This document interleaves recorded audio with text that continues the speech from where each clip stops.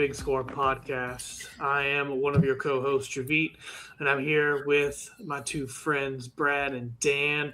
And we're here again for another episode of our podcast to talk about all things sports. Hope you enjoyed the last 2 weeks of content. With episode 2, we kind of chatted around and talked about, we threw in some fantasy football. We had our typical Saints topic, as well as a little bit of who would you pick as your number one quarterback to start a franchise. So this week we're going to kind of roll into some similar topics. We're going to obviously do our weekly Saints topic. We're going to go into a little bit more college football, and then we're going to slide in and kind of do a little bit of a twist on that third topic. So stick around and check that out. But we'll start off right here with our Saints topic, and that is, who is the Saints' biggest X factor that is not named Tyler Shough? Brad, who you got? So, due to years past, I have to say Eric McCoy. He just seems that every time he goes down, which has been way too often recently, the offensive line goes to complete shambles, especially with Tyler Shough still being so young. I think he's the anchor of the offensive line and the commander being at the center position. And then, we also have some very young talent there. And so he is kind of like the veteran of the squad. So I think he's the most important, especially with the run game and whatnot, which, hopefully excels with ETN. Not that Kamara was an issue, but we'll have to see it in Kellen's offense to have a full offensive line, which is the major part of success for every offense, I believe, is the offensive line. So they need to stay healthy in order to help the youth that we have in Tyler Shough to succeed, in my opinion. No, definitely do agree with that one. What about you, Dan? Where are you sliding with there? I was going to talk about the line as a whole. I'm a pivot, but I want to touch on Bradson for a bit. I think the entire offensive line, you got to rely on them in order to get the most out of Shough and ETN and the receivers in Kellen Moore's offense. The line needs to hold up. I think that group as a whole is the biggest X factor for the entire team. Your offense can't run without a good O-line. You have a young quarterback still. You have some talented weapons on the offense. But in order to have everything running smoothly, you just need that O-line. But I want to talk about the defensive side of the ball. I'm looking at Kool-Aid McKinstry. He's young. He needs to prove himself out there. But you want him to be a shutdown corner. You want him to be able to lock down one side of the field. That lets your defense, be able to do the things that they need to do. You got new linebackers in there that are trying to mesh. You're going to have a new, nickel back at the new star position. You want to see, Chase Young was getting a lot of pressures. You want to see him start to get home some more. Cam's still awesome, but, not as fast. Yeah. You want to give him some time to get to the quarterback. Give these guys time to get some pressure. So that starts – it all works together. But if your cornerbacks can keep the receivers tied up a little bit longer and let your defense get to the quarterback, disrupt things a little bit better. If you don't need guys having a double receivers all the time, that helps in run defense. So I want to see Kool-Aid see what he could do on the outside. Again, I still think the truest X factor is the offensive line as a whole. But let me see some Kool-Aid. Let's see if he could get up there on an island by himself and kind of just shut that side of the field down. Let the defense do everything else around him. Yeah. Kool-Aid is a really good choice for the X factor. It was not mine, and then we'll get into mine in a minute or so. But I do want to sit here with Kool-Aid real quick because, to be honest, when he has been put on that island, he has failed. Whether that is because of scheme, that's because of scheme or assignment. Look, we're not in the locker room. We're not hearing the coach plays. We're not hearing what they're being told. What their assignment is. So maybe his assignment is to get beat on certain downs, but No, I joke. But he has struggled, and I would love to see him come together, especially now that Alante is not there. Yeah, like Alante said, was a little bit of glue. Like Dan said too, though, like we've gotten pressures, but we need to get home. Pressure helps cornerbacks. So he's got to step up. And if he could step up, it's a big win for the defense. And it's a team sport. Defense does good, offense does good. I just want to see him. If he could step up, I think it's going to be a huge, huge deal for the team. Yeah, former second-round pick. It's time for Riley to step up a little bit. I mean, he's going in a second year, though. So I'm more patient with him. Kool-Aid, it's his time to be a great corner or not be. So let's see if he can be that great corner. No, it's true. This is his third year. It's not his contract year yet, but I mean, he's getting to the point now where it's going to put up or shut up, or you're not going to get paid. We saw what happened with Alante. They decided to not pay him and move on. Granted, they only allowed him to play in the slot. They never really gave him a true shot on the edges. And look, he was great in the slot. But this is a big year for Kool-Aid. He former second-round pick. There's a lot of expectations that he was drafted to be that outside corner. It's his time to step up there. So that was a really good X factor. So for mine, I did have two going into it. Dan, you kind of alluded a little bit to some of the ones I had. I had the secondary as a whole as an X factor, but my main one that I want to focus on for this is specifically Kellen Moore. The topic was, who is the biggest X factor not named Tyler Shough? Well, I think Kellen Moore is second in line there because he is the one that's scheming up this offense to make Tyler Shough successful. Shough is not going to be successful if he does not have the play calls to get him open people. I'm not saying he can't be a playmaker, but he's a second-year quarterback in the NFL.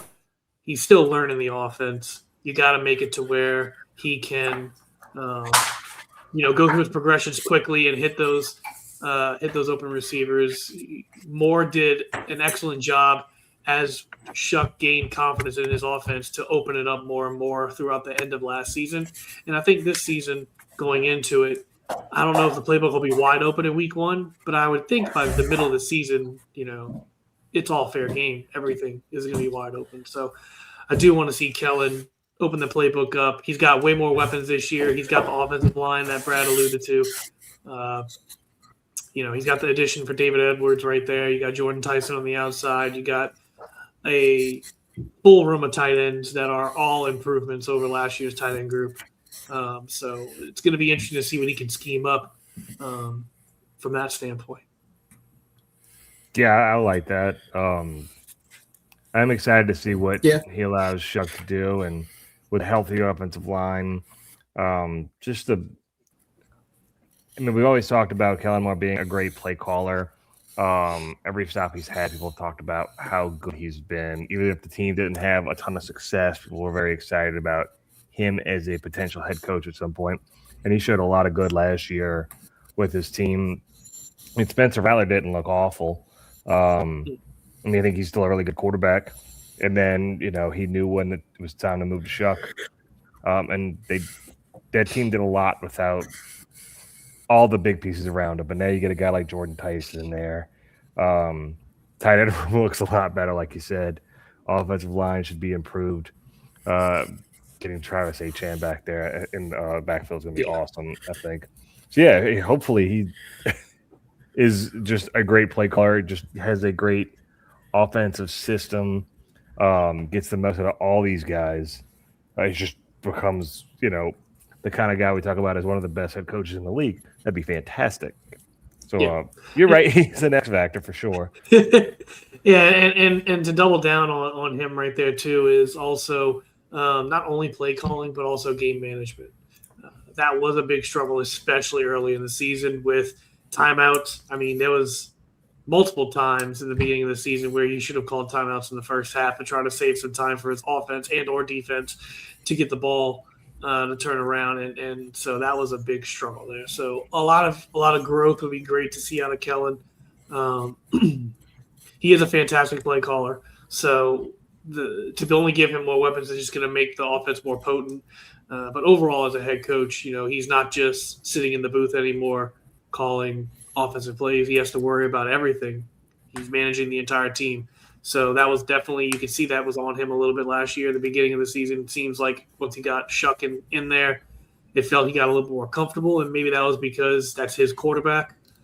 So he wasn't trying to fit a square peg into a round hole. He picked the round peg. He just had to make sure that it was the right size round peg, and it seems like it fits pretty well. So we'll see if the season goes forward that way. What do you think about that, Brad? I agree. I mean, Kellen, you always want to see growth in the second year, especially for a head coach. Me personally, I kind of like to see head coaches that get a little bit it's hard to judge people by that character and stuff, and trying not to do that. But, sometimes you want to see them like get in. I don't want to say get into it with a player, but like show some, hey, man, I'm the head coach. I think, it's different us going from the Sean Payton attitude era going to someone who seems so much more soft-spoken and laid back like Kellen, but I do agree with y'all. I think he's a hell of a play caller. Everywhere he's been, the offenses have been high-flying and potent. But like you said, he's only been offense. Last year was his first time managing a whole team. And, of course, the team was not very good at that because most new head coaches go to bad teams to get their first shot. Yeah. But we'll see what he does this year. Like you said, now that he has his guys somewhat in place, they got a year of drafting under him. So we'll see what's going on with all that, assuming everybody stays healthy. That's going to be the biggest thing, of course, always. So, no, definitely with that. And then to circle back on yours as well with McCoy and the offensive line. I mean, that is a key position group that can make or break the season. We've seen the last two seasons, and even if I think back 3 or 4 with McCoy going down, that offensive line has just completely fallen apart. So him actually playing 17 games will make a big difference in how this team is structured and plays on the offensive side of the ball. Oh, yeah. We invested so much in them 2 tackles that we got right now, them 2 young tackles I'd like to see. I think McCoy being there, I don't know. I think it gives them a little bit more comfort into owning into their roles too. So I think, like you said, offensive line is always the most important as far as winning football games. So definitely. And some honorable mentions there. I mean, circling back to the defense itself, not only the secondary, but also the linebacking group. Yeah, and Chase Young. I mean, really, actually, if you want to say that, the entire defense as a whole with Brandon Staley, like that is a big X factor this season. If the defense takes a step back, that might not allow that may force Kellen to press and offense to score 28 plus points. And, is the offense capable of doing that? We're going to find out. They weren't last year, so and the defense was much better last year. I mean, it was a top 15 group. Yeah. No, we need a double-digit sack guy. It's kind of hard to win if you don't have one double-digit sack guy. Or to be dominant, I should say, as far as the defense goes. Yeah. You need a guy that takes 2 blockers, or at least a dedicated blocker and 1 chip guy assigned to him on almost every passing play. You need that factor. And, Chase Young was drafted to be that factor. I'm not going to say he's lived quite up to the hype of that draft pick and whatnot coming out of Ohio State, but I think he could be if he finds his home. But like Dan said and hit the nail on the head earlier, he got a lot of pressures last year, but it's time to get the actual sack itself. So. Are you excited about Tyree Wilson being paired up with some of these guys? I mean, highly drafted, maybe not. I don't know if he deserved to go as high as he did when he was drafted, but a guy with draft capital obviously did something to be drafted so highly. Even if he's a rotational guy, I'm just excited about him. I'm curious how he's going to do next to Chase Young, Carl Granderson, Cam Jordan. Yeah, I mean, change the scenery can always help for sure.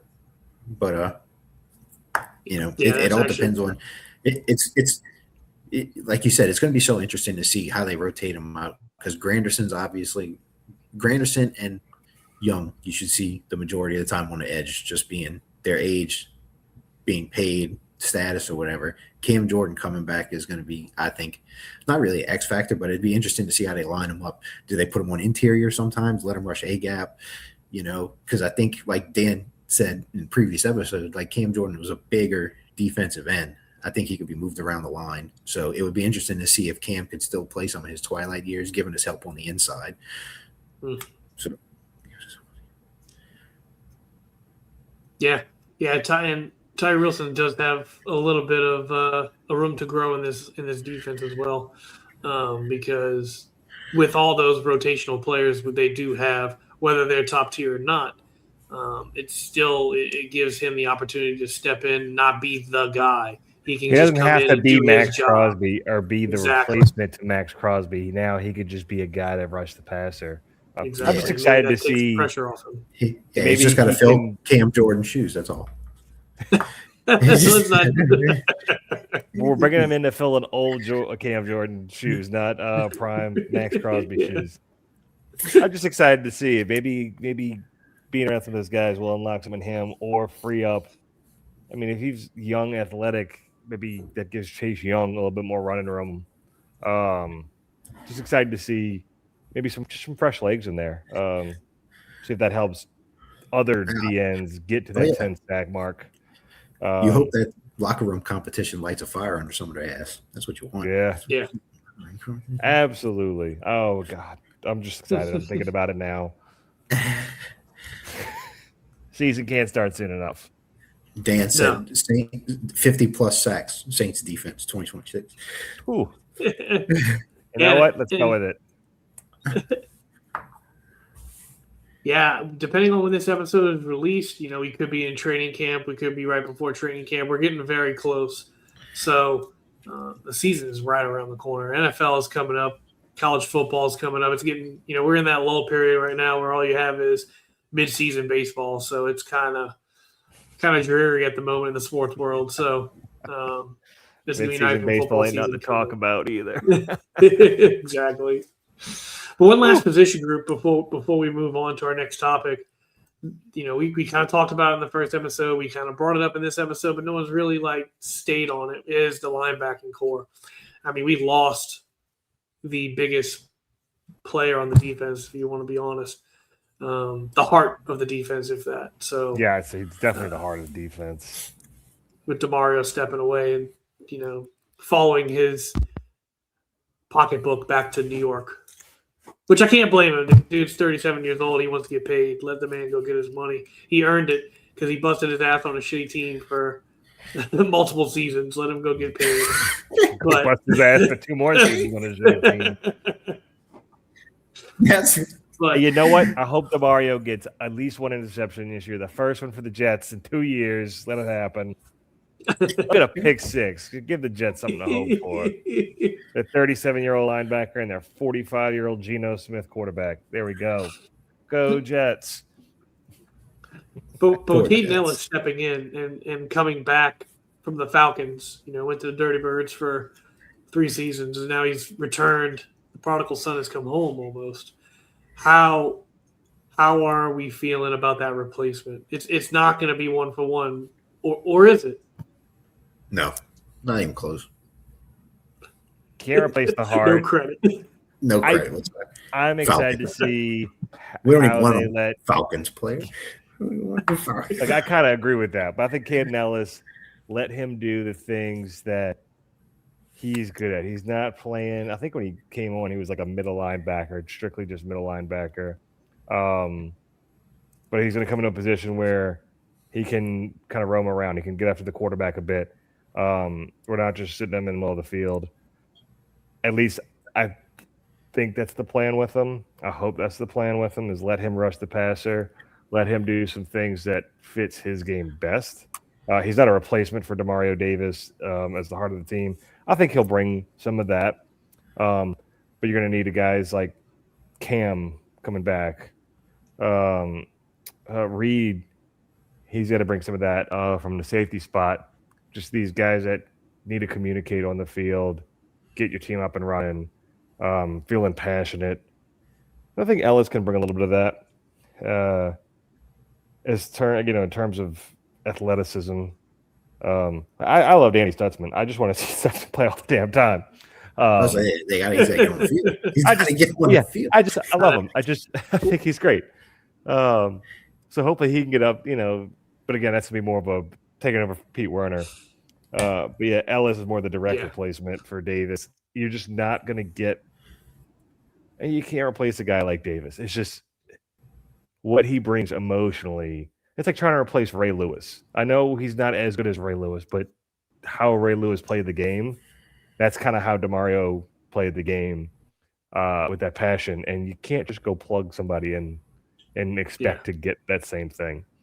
But I think Kate Ellis is going to be a good linebacker. I'm not worried about the linebacking position. It needs improvement, but I'm not worried. Yeah. So we don't quite have the official depth chart yet. But I will say I pulled up our lads, which, by the way, everybody watching and listening, if you don't use our lads to check out depth charts, what are you doing? Great website. Sponsor. What? But Pete Werner is actually listed as the middle linebacker with Stutzman backing him up, and Caden's actually weak side. So they do have Caden listed as not DeMario's direct replacement, but DeMario was playing the middle linebacker last year. Werner had slid into that outside slash. I mean, they essentially run they are running a 3-4 now, but in reality, we really only have two traditional linebackers. They run 5. Pass rushers are in linebacker. Yeah. So it's gonna be interesting to see, how they scheme it up for Caden, because his blitzing in Atlanta, and also right before he left, I think he had like 6 sacks in the last 4 weeks or 5 weeks, right before free agency when he rolled out. So it'll be good to see him back in black and gold and getting back on the field. Well, there you go, Brad. He's never going to join our podcast. We'll have him on after We'll get Corey White on first. Jesus, here we go. Yes, that has to be our first one. Corey White, if you ever do find this podcast, please let us know. Reach out. You can see our handles on the screen right now. Reach out to us because we would love to have you on the podcast. Dan would love to. Dan wants all the smoke. Man, I got a right here next to me, baby. Well, good deal. Any closing items before we move on with the X Factor not named Mr. Shough? Nothing. Pretty much everybody. I think. Shout out Jonas Sanker. One Sanker. All right, we're gonna move on into topic number 2. We're gonna go 60 minutes north here. I guess west, northwest, to Baton Rouge. We're gonna talk a little LSU football here. And this topic, just to make Dan happy, is LSU versus Ole Miss now the spiciest SEC rivalry? Spiciest. Dan? No. No, I'll get right off the bat. No. You want to bring up the list right now, or I'll talk for a couple minutes while you're getting it up. No, it's more of a revenge game. That's all it really is. It's not really a rivalry. Ole Miss hasn't been good enough, long enough for it to be a rivalry. They play early on in the season. No one would care about this game if Lane Kiffin didn't come to LSU. That's the only thing it is. It's a rivalry. Not a rivalry. That's what I'm saying. It's not a rivalry. It's just a revenge game, not a rivalry game. Revenge game. It could build into one, sure. But it's just a revenge game. It's 1 year, and if Ole Miss comes and stomps them, is anybody going to care? I'm sure LSU fans would care. Ole Miss feel good about it, but that's it. It's not a huge rivalry. I think LSU fans still want to beat the snot out of Bama, even though Saban's not there anymore. I feel like that's something that people get up more for. That's a November game that's been like that for a very long time. So I think even in LSU fans' eyes, not even SEC groups as a whole, and you got Georgia fans. Georgia's been competitive for a very long time. They have their own schedules, their own rivalries. Now, this is just a couple teams that want to just beat each other up for revenge for one dude switching teams this past offseason. Not a spicy rivalry. And I'll say yet. I'll give it to you, but I don't think it will be. I don't think either team's going to win in the next, I don't know how many years. So no, not a spicy rivalry. No, I mean, I definitely tracked down the path you're trying to go. If you're trying to compare it, and for those who are watching on YouTube with us, I did pull up a consensus top 10 of the rivalries, both historic and modern. And I look, LSU Alabama's not on this list. Like if we're gonna add a rivalry to this list, it's gonna be LSU Alabama. But in reality, LSU Alabama is probably gonna fall off. They're going to an every other year schedule. They're not going to be playing each other every time. Saban's not there anymore. Les Miles isn't here. Ed Ogeron is, I guess, technically back, but he's not in the head coaching role. I don't know. LSU is losing a rival by Bama falling off too. So why not have them replaced by Ole Miss? And look, since Kiffin showed up at Ole Miss, I believe they've split the series, or Ole Miss has it 3-2. The home team's won every game since they've played. So wherever the game's played at, the home team has won since Kiffin's been at Ole Miss. So, or was at Ole Miss. So, this is gonna. I think it's going to turn into a rivalry. I think the SEC is going to turn it into a rivalry because they want to make money. And that's how you make money is to make teams hate each other. That's right. They need hate. So, this is the perfect opportunity for that to happen. All eyes will be on Oxford at 6:30 on September 19th. In September. In September. I think it's going to move. I think it's going to move to November as the seasons progress. I think they're going to slide that game to November. It's going to be all media hype. Like if they freaking hype it will all definitely up be media hype. with Lane Kiffin going back home. If something stupid drama happens or whatever, then I can see him blowing it out of freaking proportion. Which it's going to happen. But I mean, I agree with you. I think the SEC is pushing for a new rivalry, but like Dan said, I feel like some of them have to start.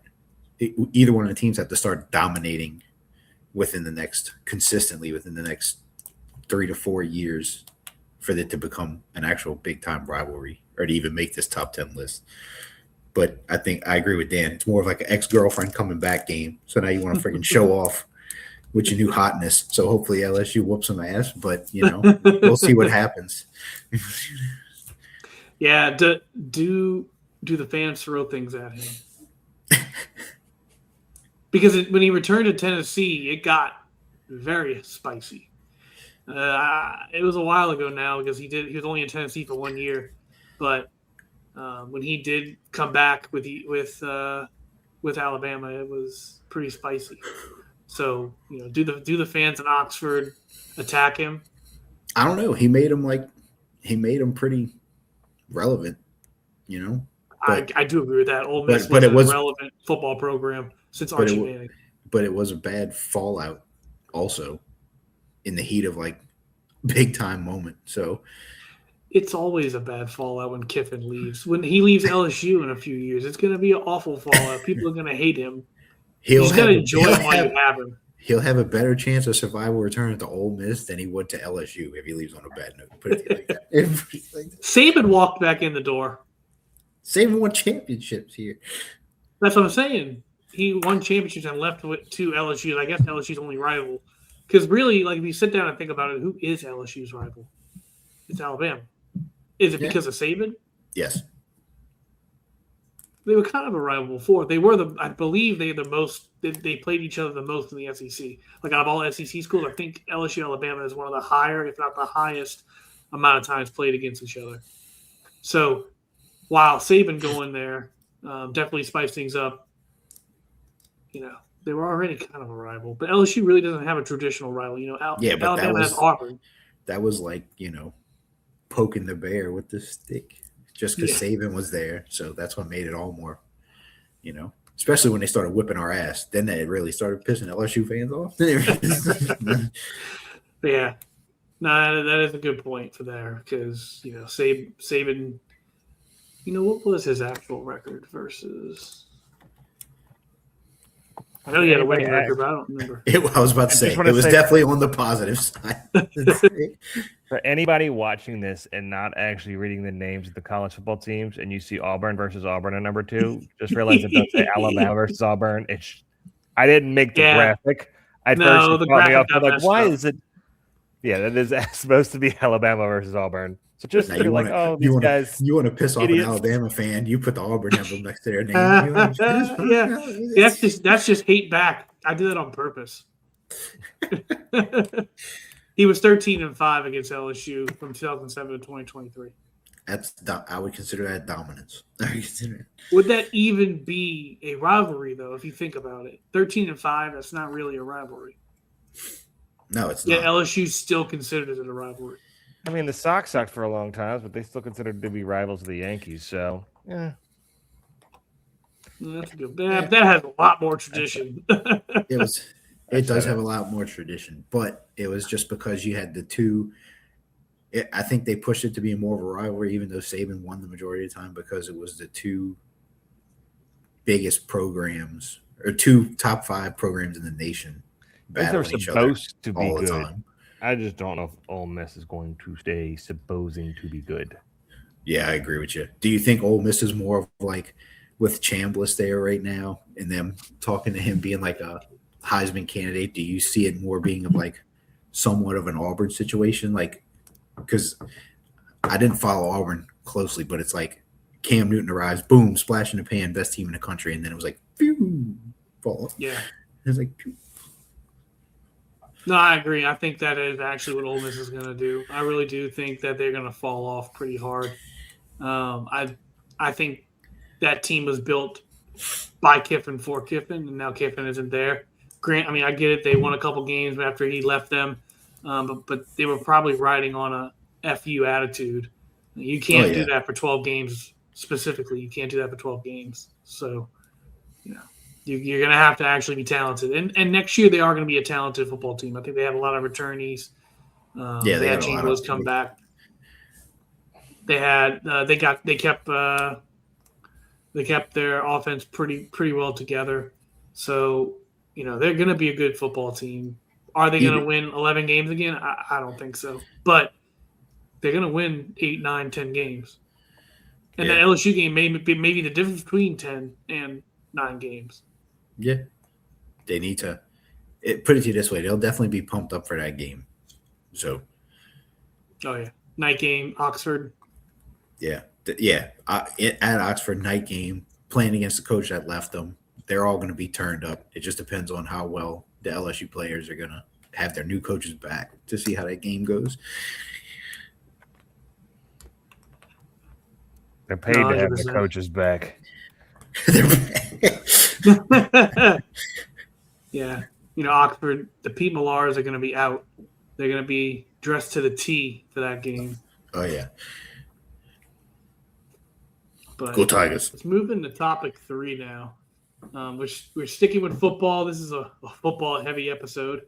We're going to kind of play a little twist on what we did last week. So last week, if y'all joined us last week, we talked about which NFL quarterback would you choose to start your franchise with. Well, this week, we're going to say which NFL non-quarterback would you build your team around.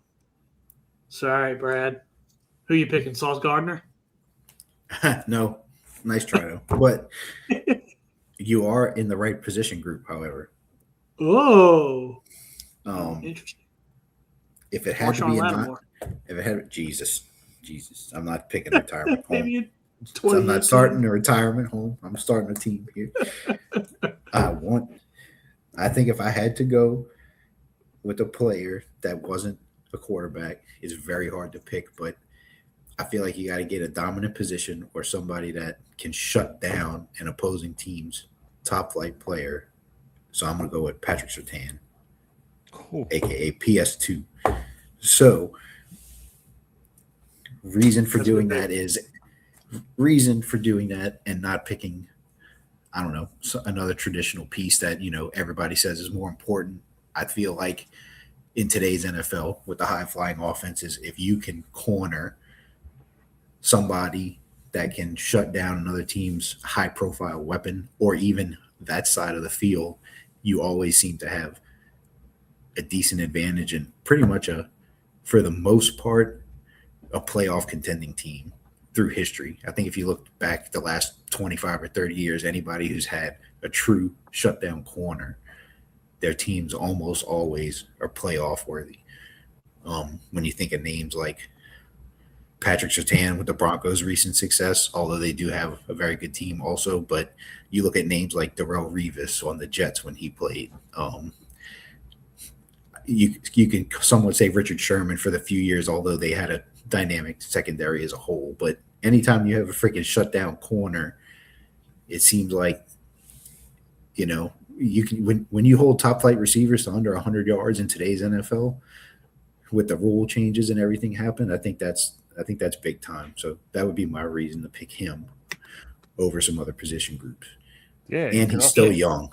So you could also consider some of the Broncos' defensive successes is because of his ability to shut down half the field. I mean, Nick Bonito wasn't supposed to be this. He wasn't supposed to be a 15-sack guy. Yeah, exactly. Yeah, he's helping out his team. Also, I feel like if you look at some of those, if people talk about great corners and you go look at their stat lines for the year and they have something like, under freaking 50 tackles, that means that they're getting maybe somewhere in the 2 to 3 tackles a game range, which basically translates to ain't nobody throwing the ball near him. So, anytime you have that kind of stat, that shows you that, man, he don't do much. He's not on the stat sheet. That actually he's doing everything because he's not on the stat sheet. Because he's not on the stat sheet. He's doing everything. That's a good point. So no, yeah, a lockdown corner is definitely a top position that you need to have a successful team. Where are you going, Dan? I'm glad Brad went with the cornerback. That was my X factor position earlier, and I thought about going where his was, Eric McCoy at center. I was going to go looking at different centers. I still need to go left tackle, but I've been swayed more and more because if your center goes down, not having he's the key to your offensive line. But I don't know if there's anybody I'd want at center over a guy like Penei Sewell. So I'm going to Joe Alt as well. I love Joe Alt, but Penei Sewell, I think they're like the same age, and he's just been doing it longer and more consistently. So I'm going to say Penei Sewell. If I had the number 1 overall pick right now, starting a new team, whether it's a quarterback or not, I want to build my offensive line first. I know Sewell's more on the right side, but he could swing back over to the left tackle when the time comes. He's so good. He helps that team do so much. He's so athletic. I mean, he's just a freak. He is a freak. It's just you need your offensive line. And I was thinking about edge, but we've seen a guy like Myles Garrett be dominant for so long, and the Browns just suck. Their best season with a decent quarterback had nothing to do with the fact that Myles Garrett was off. I think you need to have a good offensive line. It probably does start with the center, but I can't just not pick. I think it's the best offensive lineman in the league. I guess you can't say that he's better than Trent Williams. Trent Williams was just so good, but I'm not starting my team with like a 37-year-old, 38-year-old tackle. I'll pick maybe 15 years ago. Yeah, exactly. Sewell can have a career like Trent Williams. Hell yeah. So I that's where I want to start my franchise. That's one of my cornerstone pieces. I like that too. I'll not to cut off before Javid starts, but my favorite thing about Penei Sewell was when he was a rookie and Aaron Donald tried to get physical with him, and he was like, "I ain't putting up with you, motherfucker." Excuse my language, but that was my favorite freaking part. Everybody's like, "Oh, Aaron Donald." Everybody's scared of Aaron Donald. Penei Sewell's like, "I ain't scared of you, bro. Bring it." And I was like, "Hell yeah, that's what I want. Some kneecap biting, mother." That's a good point because as all being Saints fans, we've seen what Aaron Donald can do to your interior line, not only your exterior line but your interior line. Andres Pete was on a turnstile with him. That's what Drew thought when he turned around from the play action and got hit in his hand and broke his thumb. Right. But yeah, no, I'm gonna kind of steer away from the traditional look. Y'all went more traditional. Well, cornerback's a little less traditional, but Dan definitely went the traditional route with get your left tackle, get your defensive lineman. I'm going more modern NFL here, and I'm going Justin Jefferson. Best wide receiver in the NFL by far. By far, he's the best receiver in the NFL. Go ahead with your BS rant, and then we'll argue. The dude's been dominant since he came into the league. That's it. That's his whole. That's it. I have more. That's all I got. Let him run his route and have JJ McCarthy get sacked because of the ball to him. That's the point. He's never had a all-time quarterback. He had Kirk Cousins thrown to him for a little bit. He had number 9 thrown to him for a little bit. He's had Sam Darnold, Super Bowl MVP, thrown to him. Brad's like, yeah, I love Sam Darnold. I have him on every dynasty football team. Yeah, everybody makes fun. He won me a chip. I don't care. But Justin is a pure wide receiver. He's one of the most pure wide receivers in the NFL. He can do everything. He can outrun you. He can outjump you. He has hands. He's honestly, I love Jamar Chase, but he's better than Jamar. Who? He is. Blasphemy. Jamar has Joe Burrow throwing him the ball. When you got beautiful little pillows coming into your hands, and meanwhile Justin Jefferson's getting thrown bricks. Like the dude's still putting up top fantasy wide receiver numbers, getting thrown bricks to him by garbage quarterbacks that shouldn't be playing in the NFL. He's an elite route runner. He has incredible hands, consistent. You talk about Surtain shutting down one side of the field. Defenses have to bracket him just to make sure he doesn't break out and take over a game, even with the bad quarterback play. And one last thing, real quick. One last thing. The game against the Bills back in 2022. I don't know if y'all remember that game off the top of your head, where the Vikings were down significantly, and the fourth down. The fourth down catch. Come on. Like, how many receivers are making that catch in the NFL? In the NFL today. Now, I'll say, if we want to compare all time, Megatron, Fitz, Randy Moss, we can get into that topic maybe another time. I don't know where he'd land there, but in the NFL right now, he's the best receiver by far. I don't disagree with you. He's an excellent receiver. He is great. They call him this. Well, call him the Spaniel because he just catching dead ducks. I like that. I'm not starting my team with him. You gotta have somebody to throw him the ball. You have to have the time to throw the ball. But that was my point.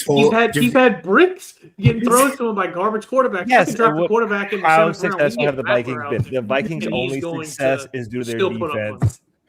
That's just. I don't disagree with that. What's his name? The defensive coordinator used to be Miami's head coach. Flores. Yeah, Flores. He's the team's best player. I did forget his name, but he's a damn good coordinator. He's great at scheming on the defense. So I'll give you that. Their defense has been good, but Jefferson is still putting up Hall of Fame numbers without a Hall of Fame quarterback. And look, Jamar can't say that. Their only time they had success is with Super Bowl winning quarterback Sam Darnold. That's right. Kirk Cousins. We said success.